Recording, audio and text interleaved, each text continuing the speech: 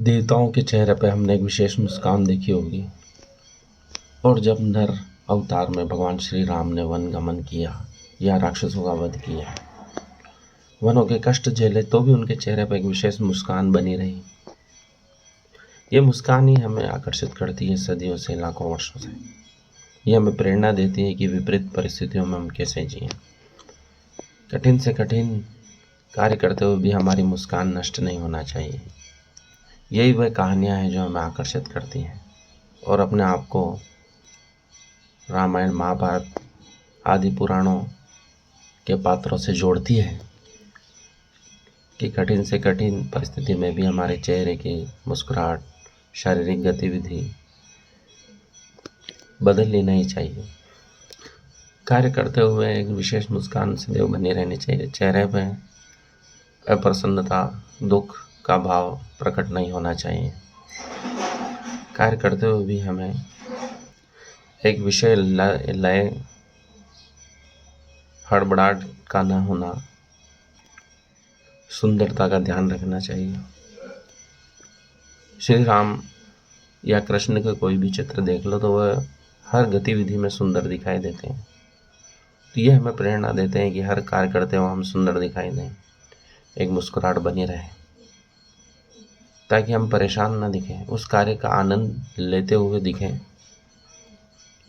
ताकि वह एक उदाहरण बन जाए। क्योंकि श्रेष्ठ पुरुष जो कार्य करते हैं वही आम लोगों के लिए उदाहरण बन जाता है। जो पौराणिक कहानियाँ हैं वह इसलिए आकर्षित करती हैं क्योंकि उन्होंने हर परिस्थिति में जीना सिखाया है, सुंदरता से, बिना मुस्कुराहट खोए हुए।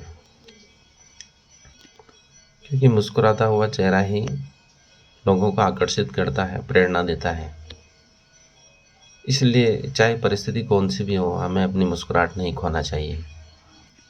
कार्य में हड़बड़ाहट नहीं दिखाना चाहिए। उसका जो सर्वश्रेष्ठ सुंदरतम रूप होता है कार्य का, वह करके दिखाना चाहिए। क्योंकि हड़बड़ाहट हमारे कार्य को बाधित करती है, उसके परिणाम को बाधित करती है।